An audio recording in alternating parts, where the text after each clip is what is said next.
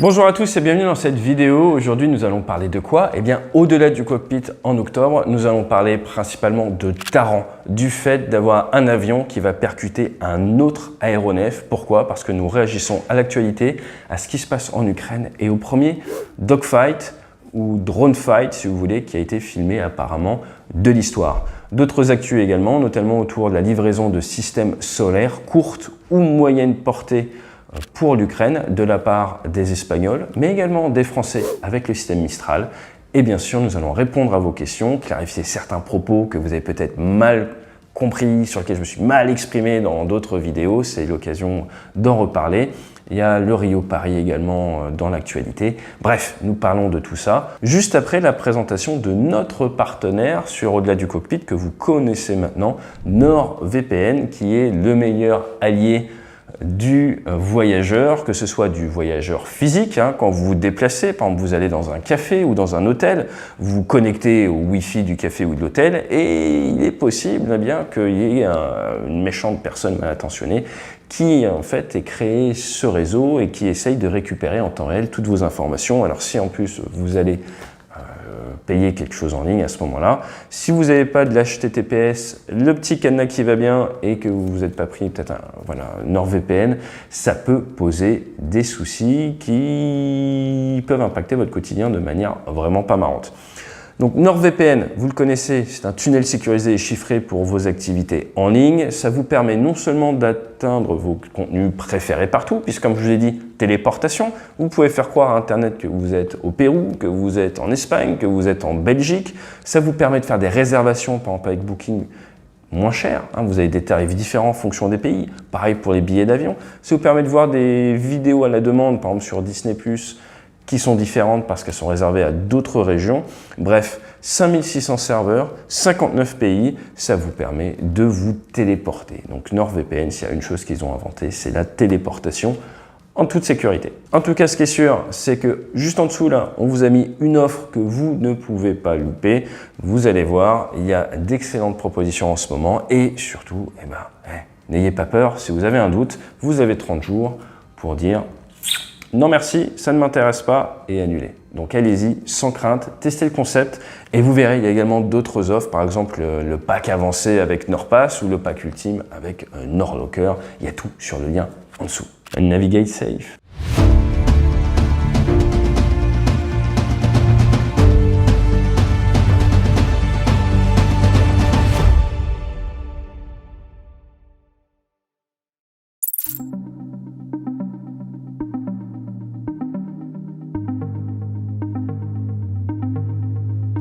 Mais avant d'attaquer notre format classique, eh bien, priorité au direct. Et comme vous le savez, il y a des petits temps de montage, donc nous n'avions pas eu cette information-là. Ben Wallace, le secrétaire de la Défense du Royaume-Uni, a annoncé la semaine dernière un événement assez extraordinaire qui a eu lieu en mer Noire. Qu'est-ce qui s'est passé? Bien, les Anglais avaient un RC-135W, c'est les fameux Rivet Joint dont on a déjà parlé sur la chaîne, qui font du renseignement, qui tournent dans les eaux internationales, à plus de 12 nautiques de la Crimée, qui collectent de l'information, qui observent tout ce qui se passe en Ukraine, en Crimée, de ce côté-là du globe, et qui après permettent de faire des comptes rendus, des rapports, et aider forcément, probablement, les Ukrainiens à prendre des décisions tactiques et même stratégiques. Eh bien, un de ces avions a été pris à partie par 2 Sukhoi 27 flanqueurs russes pendant environ 90 minutes. Et d'après les mots du secrétaire de la Défense, il y a eu un tir de missile au-delà de la portée visuelle. Au-delà de la portée visuelle, derrière il y a une enquête des Russes, il y a eu un échange et ça serait technical malfunction, donc un souci technique. Je voudrais rebondir là-dessus, alors je ne vais pas vous parler des Rivet Joint, ça on l'a déjà fait sur la chaîne. Je voudrais rebondir sur cette notion de malfonction technique. Déjà, première chose à noter, c'est que suite à cet événement, les Anglais ont arrêté d'envoyer leurs Rivet Joint durant 3 semaines. Durant 3 semaines, ils ont arrêté et maintenant, leurs Rivet Joint sont accompagnés, protégés par 2 Typhoon, qui sont les derniers en date, c'était Psycho 6162. Pourquoi est-ce que c'est très important? Parce qu'en termes de moyens, ça fatigue les Anglais. Il faut envoyer de la protection aérienne pendant de longues heures, donc il faut envoyer des chasseurs, il faut également du ravitailleur, et ça prend du potentiel. Point très intéressant néanmoins, vous voyez que les Russes ont réussi, pendant 3 semaines, à faire arrêter ces vols. Et il semblerait même qu'il y ait eu des vols de drones américains qui étaient arrêtés pendant cette période-là. Dans tous les cas, rebondissons sur Technical Malfunction. Est-ce que cela peut arriver? Oui, on a déjà vu avec des soucis notamment au sol, porte-avions américains, en France, au Mali, partout, ça peut partir. Généralement sur de la mise en route. En vol, très rare. Si vous voulez mon avis personnel, la malfonction technique, elle a lieu entre l'avion et le siège du pilote. Vous avez donc compris, ça vient du facteur humain. Pourquoi est-ce que le pilote aurait tiré? Soit tir de semonce, soit par erreur. C'est arrivé, on en parlait la semaine dernière sur la chaîne, vous pensez être en mode simulé, vous appuyez pour entraînement et en fait vous n'étiez pas en mode simulé mais en mode réel, un missile part. Soit eh bien, une volonté de nuire. Ce qui est intéressant, c'est que c'était un tir apparemment au-delà de la portée visuelle. Ça veut donc dire que le Sukhoi 27 peut probablement avoir tiré un AA-10. Les AA-10, il faut en permanence éclairer votre cible. Vous pouvez très bien ouvrir le feu avec un AA-10, vous accrochez radar, le rivet joint, et au bout d'un certain temps, vous le décrochez radar, ça va tracher, ça va faire perdre votre missile. Si les Russes ont fait ça, c'est plus que dangereux. C'est un petit peu comme tirer sur quelqu'un et après lui donner une plaque en Kevlar pour qu'il se protège. C'est vraiment, ça serait du jamais vu, hein, en tout cas de la connaissance que j'ai d'un point de vue historique des faits aériens, ça serait une première. L'autre possibilité, certains disent, c'est un largage détresse, un jettison de l'armement à côté. Donc ça très peu probable. L'avion qui se met à côté, qui fait tomber un missile. Très peu probable, surtout que les boutons de largage détresse, ils sont difficiles à accéder ou c'est pas quelque chose qu'on fait régulièrement. Donc voilà, donc au final, qu'est-ce qu'on peut faire dire à cet événement? Seule chose qui est sûre, c'est que ça fait arrêter les vols de Rocco, d'Intel pendant 3 semaines. Donc il y a eu un effet réussi de la part des Russes. D'un point de vue politique, ça ressort en erreur technique, en malfonction technique, mais que maintenant, eh bien, ça va fatiguer encore plus le potentiel anglais, puisqu'il va falloir protéger ces avions qui, jusqu'à présent, en eau internationale, n'étaient pas du tout inquiétés. Pour ce qui est du tir accidentel, vous aurez compris, peu probable. Maintenant, technical malfunction, ça fait très politiquement correct. On ne saura probablement jamais vraiment les consignes qu'ont eu ces pilotes. À noter que les Russes sont quand même habitués à frôler un peu les moustaches de tout le monde, que ce soit les frégates anglaises, des avions de renseignement ou autres. Il y a notamment la T-45 HMS Defender, hein, c'est une frégate qui avait subi des tirs de sommation, et même un Sukhoi 24 qui avait tiré des bombes au large de la Crimée il y a quelques temps, ou en 2020 un B-52 qui avait eu assez peur parce qu'un Sukhoi était passé très près. Mais là, voilà, commencer à ouvrir le feu, ça serait une première chose à surveiller. C'était fin septembre, mais le gros point important, si vous voyez derrière, ils ont gagné 3 semaines avec une réduction de renseignement. Allez, on enchaîne sur le format classique.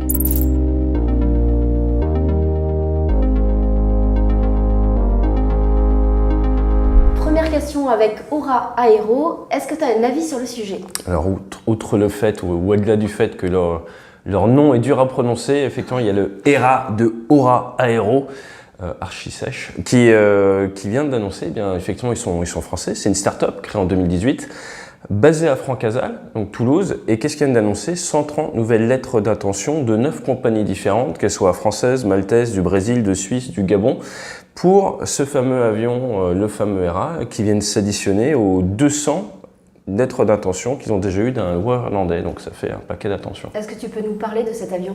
Oui, alors cet avion, ça serait pour faire des trajectoires assez courtes, hein, on parle d'à peu près 600 km grand maximum, mais ça pourrait décoller depuis une piste courte, 800 mètres, et ça serait surtout propulsé par 6 moteurs électriques, comme vous voyez sur les images. On a un design un peu novateur, mais qui à l'heure actuelle n'a pas encore volé, qui devrait voler à partir au mieux de 2025 et pas opérationnel avant 2027. Il existe plusieurs types de... Oui, alors à l'heure actuelle, ça parle de faire 3 versions, une version fret, une version cargo et une version transport de personnes où là on aurait 19 places en tout dans le ERA. Autre question sur une de tes anciennes vidéos sur la navigabilité avec la sécurité contre l'efficience. Est-ce que c'est pas contre nature? Alors effectivement, il y a eu pas mal de remarques sur cette vidéo où on parlait de la dichotomie qui existe entre vouloir préserver le matériel. Donc je disais que voilà, que l'armée française, on n'a pas beaucoup de rafales marines par exemple, pas beaucoup de rafales armées de l'air non plus, versus savoir les utiliser de manière la plus efficiente possible. Et je prenais l'exemple d'Israéliens qui mettaient 7 minutes 30 entre chaque vol. Bref, ça a beaucoup d'efficience. Une autre manière de le voir, c'est justement avec ces avions modernes, avec les commandes de vol électriques. L'objectif de l'informatique, c'est quoi? C'est préserver la structure de l'aéronef, pas la tordre. Donc vous ne pourrez pas, vous pouvez tirer sur le manche autant que vous voulez dans certains cas. L'avion vous donnera une efficacité, une ressource qui va s'assurer de préserver son intégrité physique. Donc ça, c'est très malin, c'est très sécuritaire et ça permet de bien gérer la flotte sur la durée. Maintenant, j'ai envie de dire dans le cadre de la haute intensité, on peut se retrouver avec un objectif macro, à savoir ne pas tordre l'avion, qui vient se battre contre un objectif micro qui est ta survie à court terme. Exemple tout simple, et on a des exemples avec le Typhoon, avec du F-16, avec même du Mirage 2000.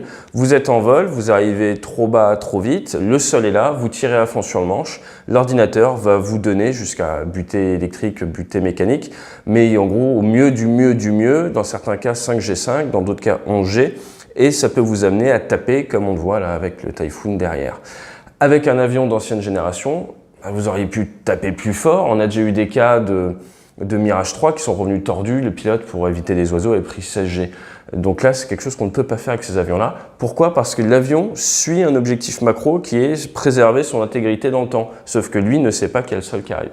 Donc l'idée, c'est ça, c'est amener à réfléchir sur le fait que des fois, votre objectif de gestion de flotte à moyen ou long terme, il peut vous empêcher de survivre à très court terme, l'intellectualiser et réfléchir comment bien travailler des deux côtés intelligemment, mais surtout avoir conscience de ses talons d'Achille. Dernière question, est-ce qu'un avion peut être touché par la foudre? Oui, un avion peut être touché par la foudre. Et si on prend le cas des 737, eh bien, il y a eu le cas récemment avec un EasyJet qui voulait se poser à Naples, qui a été touché, il voulait se poser à Naples, il a été touché par la foudre et du coup, il s'est dégagé à 250 km de là, à Bari. Ça arrive, et d'ailleurs, statistiquement, ça arriverait une fois par an à chaque avion. Ça peut causer des dommages ou... Ouais, ça peut, alors pas aux personnes à l'intérieur, mais ça peut causer des dommages d'un point de vue électronique principalement, ou comme on le voit sur ces images, dans certains cas, ça peut faire un petit peu de mal à la cellule. Du coup, tu peux nous parler de la cage de Faraday? La cage de Faraday, c'est comme votre voiture, c'est très simple. Vous êtes au milieu d'un orage, l'endroit le plus sûr, c'est dans l'avion ou dans la voiture. Pourquoi? Parce que vous allez vous retrouver avec une protection, si on peut dire. La cage de l'avion sert en fait à vous protéger des nuisances électriques ou des nuisances électromagnétiques. Donc vous allez avoir une dissimulation. Puis c'est tout réfléchi au niveau des avions. Si vous regardez au niveau des ailes, tout ça, ça a été réfléchi pour évacuer la charge électrique. Vous, à l'intérieur, vous risquez absolument rien.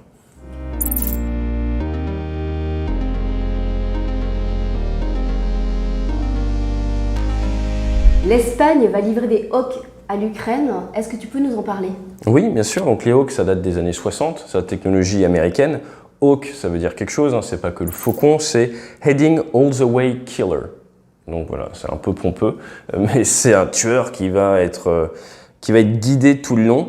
Et c'est quand même un gros bébé. Hein. Le Hawk, ça fait 626 kg, ça monte à Mach 2,4, ça peut intercepter dans un rayon grosso modo d'une quarantaine de kilomètres une cible ou un missile qui volerait entre 30 mètres sol et jusqu'à à peu près 12 000 mètres. Et ça viendrait exploser à côté avec une charge militaire, fonction des versions, entre 54 et 136 kg. Donc c'est du moyenne portée des années 60, mais c'est quand même du costaud, quoi. Tu pourrais nous donner des exemples concrets d'utilisation opérationnelle? Ah oui, et d'ailleurs la France l'a utilisé. Alors la toute première utilisation, c'est en Israël, contre un avion français, un ouragan, donc de fabrication française, un avion d'assaut, un ouragan qui était endommagé, qui allait vers un centre de recherche nucléaire, ils l'ont abattu en 67. En 69, vous avez l'Égypte pareil, les Israéliens qui ont utilisé contre l'Égypte, contre des MiG-21, donc qui en ont détruit un total de 12 quand même. Ils ont détruit des IL-28, ils ont détruit des Sukhoi 7, des MiG-17, des MiG-21. En 73, rebelote, guerre toujours dans cette partie du monde, 75 tirs pour 24 abattus, donc ça fonctionne quand même. Et derrière, vous avez le Koweït qui dit qu'ils ont abattu un F-5 iranien, vous avez l'Iran également qui a dit qu'ils ont abattu un paquet d'avions, et comme je vous disais, la France, assez important, premier tir depuis la Seconde Guerre mondiale pour la défense solaire, c'était au Tchad, le 7 septembre 87, contre un Tu-22B, donc un bombardier libyen, qui apparemment venait bombarder les Français d'éperviers. Et donc les Français sont défendus en tirant ce type de missile. On voit qu'ils étaient bien performants. Est-ce qu'ils ont dû être modernisés? Alors oui, ils ont été modernisés dans le temps, notamment pour pouvoir passer de l'interception de gros bombardiers, hein, enfin, si vous vous doutez bien avec cette taille-là, c'est à ça que ça servait, à de l'interception de missiles. Là, on parle quand même d'un missile qui est souvent plus gros que le missile de croisière qui l'intercepte. Et en termes de pourcentage de réussite, initialement, on était plutôt dans les 56%, en fin de carrière, plutôt en 85%. Et pourquoi je parle de fin de carrière? Parce que par exemple, aux États-Unis, ils n'utilisent plus ce système depuis 2002, il a été remplacé. Par du Patriot, par le système Patriot, qui a une plus grosse allonge encore, et donc qui a été beaucoup utilisé guerre du Golfe et depuis la guerre du Golfe. Et pourquoi les Ukrainiens, justement, ils vont les utiliser? Alors les Ukrainiens, à l'heure actuelle, ils ont une grosse problématique, c'est celle de se protéger contre les drones suicides, apparemment fournis par l'Iran, et également contre les missiles de croisière, où à une époque c'était aussi des missiles balistiques, mais principalement missiles de croisière et drones suicides. On a vu récemment des vidéos avec des policiers qui tirent dessus à la Kalachnikov, ce qui est bien mais pas top, mais pour protéger leur centre-ville, protéger certaines bases, ils ont besoin d'un maximum de défense solaire, et le Hawk aurait cette capacité d'interception de missiles de croisière. Autre question, premier dogfight entre drones. Est-ce que tu peux nous décrire la scène? Ouais, donc le drone fight, plutôt que dogfight, je juge pas trop. Non, t'as bon. Mais oui, c'est du dogfight, drone fight, on sait pas trop. Donc là, on voit les Chinois qui ont fourni des DJI, donc des petits quadrocoptères, des petits drones. Et là, apparemment, les images, là, c'est filmé depuis un drone ukrainien qui vient se faire embêter par un drone russe. Drone russe qui essaye de lui rentrer dedans, mais qui casse ses propres... Il arrive par en dessous, ce qui n'a pas l'air d'être une bonne idée. Il casse ses petites ailettes et du coup, c'est la perte de contrôle et l'éjection de la carte SD. Je ne sais pas s'il y a éjection de la carte SD, je pense pas. Il existe un terme justement pour ce style de combat? Et justement, ce qui est intéressant, en 1914, qui a inventé ce concept? Eh bien, c'est les Russes. Premier Taran, ça s'appelle comme ça, percuter un autre avion de l'histoire. C'est Pietro Nesterov qui a percuté des Austro-Hongrois, qui est décédé dans la manip, mais qui a tué le pilote et l'observateur austro-hongrois également. Du coup, c'est devenu une tactique de combat. Du coup, c'est devenu une tactique de combat, dont on va reparler dans le dossier du mois. Et là, un sujet sensible, le Rio-Paris. Le procès a lieu cette semaine au tribunal de Paris. Est-ce que tu as un mot sur ce sujet? Oui, alors on pourra en parler pendant des heures. Moi, ce que je peux vous dire, c'est...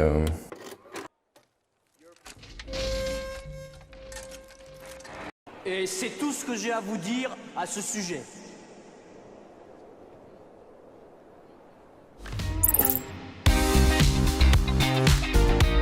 La France a décidé de livrer des Mistral. Quelles sont leurs spécificités?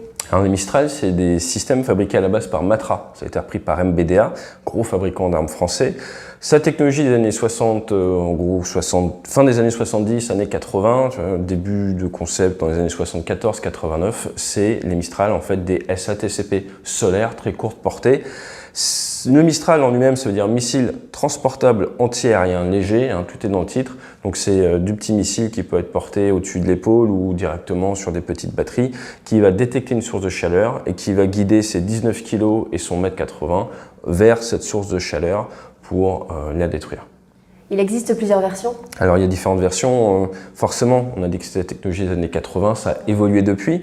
Vous avez la première version dans les années 88, deuxième version en 97 et la nouvelle version, la M3, en 2019. Il faut quand même savoir que c'est un missile qui fonctionne très bien. Sur les 4500 tirs effectués en novembre 2011, c'est de là où datent nos chiffres, il y avait 96% de coups au bout quand même, et on est sur 16 000 unités vendues. Et du coup, ça va partir vers l'Ukraine? Effectivement, donc l'Ukraine a déjà reçu 100 Mistral de la part de la Norvège, mais là, il semblerait que la France ait décidé d'en livrer plus, et de livrer des Mistral français tout simplement. En 2019, il y avait 24 pays qui utilisaient ce missile, c'est pour ça qu'il ne faut pas s'étonner que la Norvège en ait envoyé, mais l'Autriche, l'Arabie Saoudite, Belgique, Brésil, Corée du Sud, les Émirats, l'Espagne, la Finlande, le Pérou, le Qatar et même la Serbie viennent de commander les nouvelles versions. Les Italiens et les Britanniques vont aider le Qatar pour la Coupe du Monde.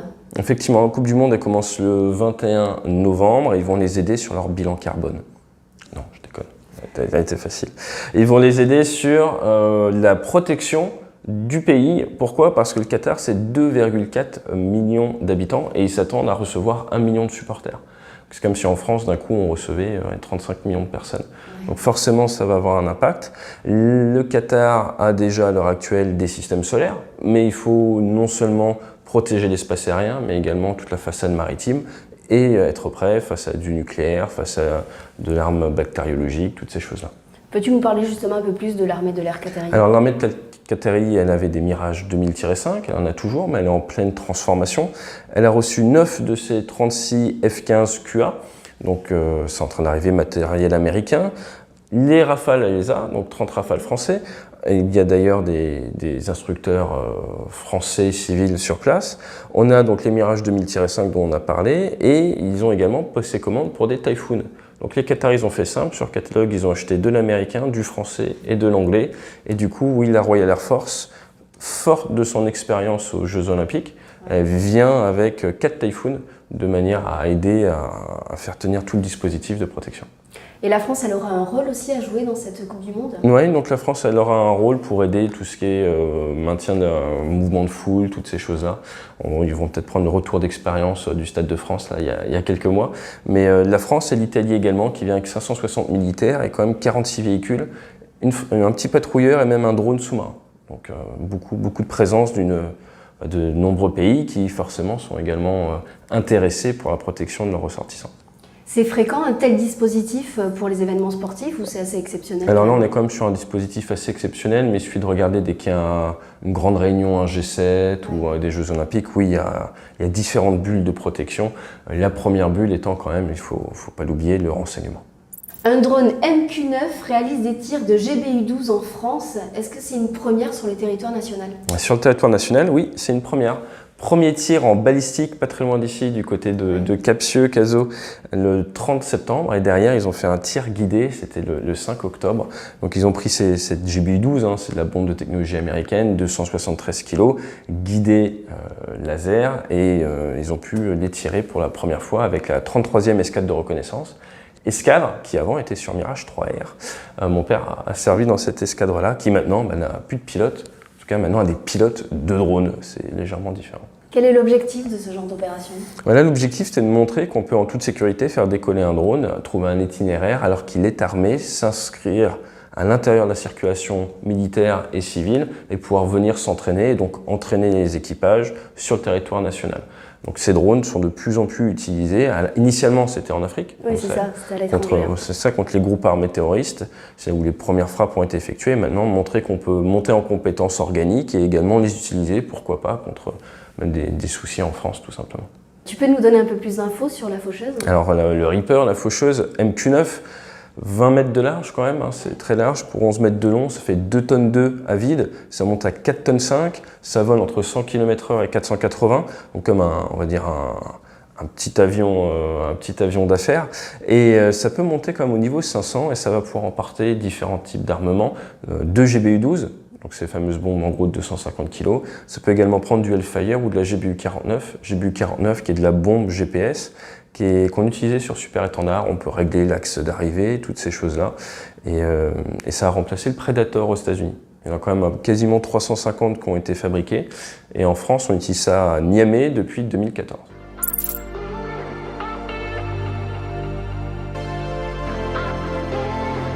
Un accident peu banal dans Cessna Caravane au Pérou. Effectivement, peu banal, pourquoi? Parce que si certains passagers étaient montés en tongs, ça a dû être compliqué. Ils sont restés 27 heures quand même dans la jungle. Donc les Cessna Caravan, c'est du monomoteur qui est très connu parce que Thomas Pesquet il a volé dessus. Aviation sans frontières, qu'on salue, utilise beaucoup ces Cessna Caravan. Ça permet de décoller sur des pistes courtes et d'amener les passagers de gauche à droite. Et là, dans ce cas-là, de les déplacer plus ou moins en jungle. L'avion aurait percuté des oiseaux peu de temps après le décollage et ils sont vachés, comme on dit, à peu près à 14 nautiques du terrain dont ils décollaient, San Lorenzo, alors qu'ils se rendaient pour un vol de 40 minutes à Tarapoto, qui est leur base. Il y avait 10 passagers, 2 pilotes à bord. C'était le matin, à 9h10 local. Et tout le monde a été sauvé. Tout le monde a été sauvé. Le Pérou a envoyé un Mi-17 et également un Twin Otter pour tout ce qui est le SAR, Search and Rescue, recherche et sauvetage. Et heureusement, ils ont réussi à les repérer. Ils ont déposé du personnel avec de l'eau et le temps de préparer une landing zone, une zone où ils allaient pouvoir récupérer tout le monde. Et ils sont restés donc 27 heures dans la jungle avant de pouvoir repartir. Donc je pense qu'ils s'en rappelleront. Ils les ont trouvés facilement ou Alors on voit au niveau des images qu'ils n'ont pas été mauvais, et je pense que c'est principalement la météo, le fait qu'il y ait eu des bonnes météos qui a permis la récupération rapide. Après normalement ce type d'avion ça vole plutôt quand il fait beau, mais on peut vite imaginer si la météo se gâte ou autre, ça peut être très très dur de récupérer du personnel dans la jungle. Et souvent, si vous êtes sous la canopée, c'est difficile d'envoyer des messages radio. c'est déjà arrivé? Ah oui, c'est déjà arrivé, et d'ailleurs là c'était il n'y a pas très longtemps, c'était l'anniversaire du fameux avion qui a fini en Amérique du Sud, où ils ont dû faire de la survie pendant longtemps, mais on ne va pas tout spoiler, on le gardera pour un autre épisode celui-là. On va partir maintenant en Alaska. Il existe de nouvelles routes guidées par GPS. Pourquoi? Oui, donc en Alaska, traditionnellement, comme dans la plupart des États-Unis, vous avez des routes qui fonctionnent entre des balises au sol. Ces balises sont souvent à la base des NDB, Non-Directional Beacon. C'est des sortes de points qui émettent des informations qui permettaient aux avions depuis les années 30 de se déplacer. Or, ça coûte cher à entretenir, c'est vieux et c'est plus du tout précis. Donc en Alaska, ils ont des problématiques de maintenance à cause de la météo et également des problématiques de vol à cause des conditions givrantes. Et ils se sont dit, on va être précurseurs, on va créer des routes qui se suivront grâce au GPS et non pas grâce à des NDB qui maintenant coûtent cher à entretenir et ne sont pas trop efficaces. Donc ça ouvre un nouveau champ de possibles. Au vu de la topographie en Alaska, c'est très impactant et ça devrait permettre d'augmenter la sécurité des vols dans cet état. Et du coup, ils vont être plus en basse altitude, c'est ça? Effectivement, jusqu'à présent, il fallait passer au-dessus des pics montagneux.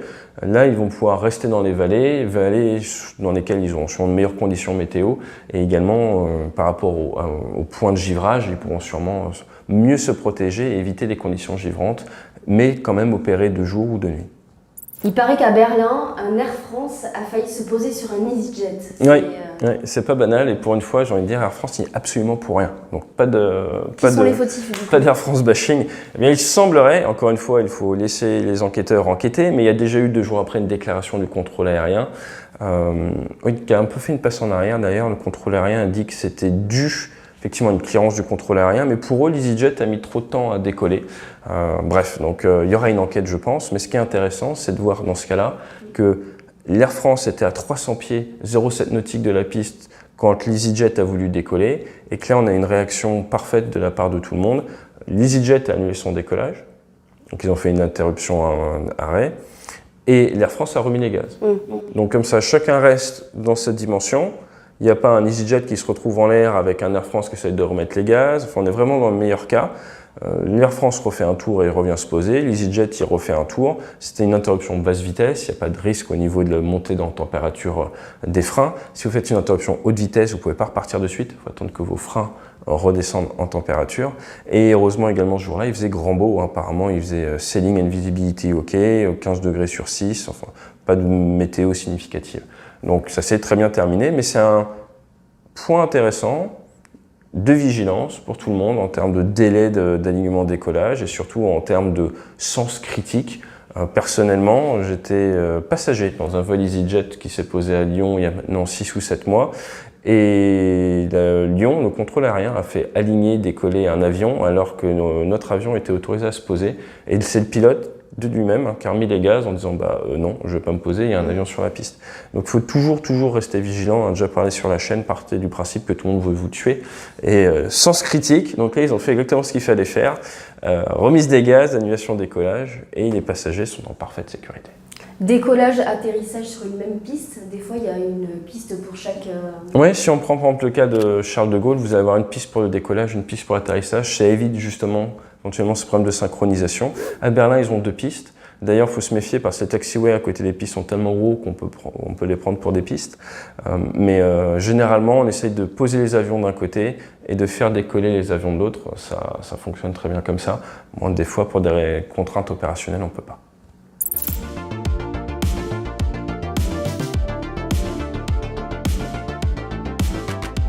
On va revenir sur cette méthode, le Taran. Est-ce que tu peux nous en parler? Alors ça vient du russe, bélier, Ram en anglais. Peut-être que certains viennent de découvrir le Dodge Ram. Voilà, j'avais un Ram à une époque. Victoire aérienne, la définition c'est une victoire aérienne obtenue par un abordage volontaire. Ça, c'est la définition. Comme on vous l'a dit tout à l'heure, Première Guerre mondiale, C'est un russe, un soviétique qui a inventé ça. Il a réussi à tuer l'autre pilote et l'observateur. C'est revenu au goût du jour, si on peut dire, lors de l'opération Barbarossa principalement. Pourquoi? Parce que les soviétiques à ce moment-là avaient des avions, principalement des biplans ou des avions très costauds, mais qui étaient beaucoup moins bons que les avions allemands. Et ils se sont rendus compte que les Allemands avaient des avions en métal, mais tout ce qui était gouverne de profondeur, gouverne de direction et tout, c'était en bois toilé. Et ils se sont dit, si on arrive par l'arrière et on arrive avec notre hélice à découper l'arrière de leur avion, eh bien, ils vont perdre le contrôle de l'avion et on va avoir une victoire aérienne. Donc ça a été intellectualisé comme ça. Et ça a été énormément utilisé en fait. Et ça a permis beaucoup de victoires aériennes? Et bien sûr, officiellement, sur le papier, il y a 500 victoires aériennes qui ont été obtenues par des Tarans. Il y a même un soviète qui a 4 victoires aériennes par Taran. Il y en a, je crois, plus de 18 qui ont 2 victoires aériennes par Taran. Et c'est également quelque chose qui permet de continuer de se battre, même lorsqu'on n'a plus de munitions. Et souvent, vous voyez ces Tarans effectués en fin de combat alors que vous êtes tout seul contre X aéronefs et vous ne pouvez pas vous enfuir du combat ou autre, mais plutôt que de fuir, il faisait un Taran. Ouais, c'est quand même dangereux comme méthode. Ah, ça pourrait être vu comme assez kamikaze, ouais, parce que si on regarde statistiquement, il n'y a qu'à voir, l'inventeur du Taran, il n'a pas pu donner son retour d'expérience à ses camarades puisqu'il est mort. Et on parle des soviétiques, mais est-ce que les Français ont déjà utilisé cette méthode? Oui, et justement, même avant Barbarossa, le 15 juin 1940, un marin, le second maître Le Bihan, très breton comme nom, qui défendait la base de Toulon, il est allé percuter un bombardier italien. Donc ça, il l'a utilisé ce jour-là. Vous avez également, donc je vous parlais de l'opération Barbarossa, ça, je pense que ça mérite quand même d'être dit. Le 22 juin 1941, quand ils ont lancé l'opération, il y a 14 avions allemands, le premier jour des opérations, qui ont été détruits par Taran. Pour vous donner une idée quand même, c'était vraiment quelque chose. Et vous avez par exemple le lieutenant Nanorov, désolé pour la prononciation, lui qui s'est retrouvé Winchester, comme on dit, plus de munitions, il allait éperonner un Heinkel 111 quand même avec son I-16. Vous voyez aux images, le I-16 c'est du costaud. Et lui est devenu héros de l'Union soviétique, mais à titre posthume. Les Allemands, forcément, ils ont réfléchi au concept également. Ils ont même dit qu'ils allaient inventer un Sonderkommando qui s'appelait l'Elbe. Donc c'était un groupe spécial où là, il y avait quand même du monde. Il y avait 2000 volontaires, 180 avions, 300 pilotes. Et leur objectif, c'est d'aller percuter les bombardiers. Il y avait beaucoup de B-24 à cette époque-là, pour laisser plus le temps à l'armée de l'air allemande de sortir les Messerschmitt 262. Donc ils essayaient de forcer les Alliés à réduire la densité des raids pendant quelques semaines. L'objectif, c'était pendant 3 semaines. Et par manque de pétrole, ils n'ont fait qu'une seule mission. Une seule mission sous les ordres de Hermann Ajo, qui lui d'ailleurs a fait 10 ans de prison chez les Russes derrière et a été bien conservé parce qu'il est mort qu'en 2010 à 97 ans. Donc le chef de tout ce groupe-là. Et ils ont envoyé, c'est quand même pas rien, ils ont envoyé 120 Bf-109 spécialement modifiés, sans mitraillettes, sans blindage, sans rien. Et ils ont réussi à attaquer 15 bombardiers, ils en ont détruit 8 quand même. Et il y a notamment le Palace of Dallas, qui est un B-24, ça a été pas mal médiatisé parce qu'ils sont venus de face. Ils se sont rendus compte qu'il fallait attaquer le cockpit de face, ou alors les nacelles moteurs, ou alors l'empennage à l'arrière pour être efficace. Et le pilote qui a tapé de face le Palace of Dallas, il n'est pas mort de suite. Donc on décide vraiment en amont d'utiliser cette méthode parce qu'on aurait pu se dire justement on va faire un dernier... Barreau d'honneur, un peu à la japonaise. Donc les Japonais d'ailleurs ils ont testé le concept aussi. Mais là c'était vraiment, on se retrouve avec une population de pilotes qui est tellement inexpérimentée, on est tellement un peu à court d'idées qu'on se dit on va tenter quelque chose en espérant avoir un taux d'attrition énorme. C'est-à-dire qu'en envoyant 120 Bf-109, je pense qu'ils pensaient abattre 100 avions... 100 bombardiers, et du coup les Américains auraient dit oula, les autres c'est des gros malades, on va se calmer un petit peu, ce qui aurait laissé le temps aux Allemands de sortir le Messerschmitt 262 en plus grand nombre. Malheureusement, ou heureusement, ils en ont eu que 8 de victoires, donc j'ai envie de dire c'est à peine ressorti, quoi. Donc du coup, concept qui n'a pas très bien fonctionné, même si en Grèce par exemple, en 1940, eh bien, il y a un pilote grec, il a percuté des Italiens. Les 2 avions se sont retrouvés en emergency, sont posés, et une fois au sol, le pilote grec a sorti son pistolet et a fait prisonnier les 4 membres d'équipage italiens. Donc il y a quand même des histoires qui ont des fins un peu plus glorieuses.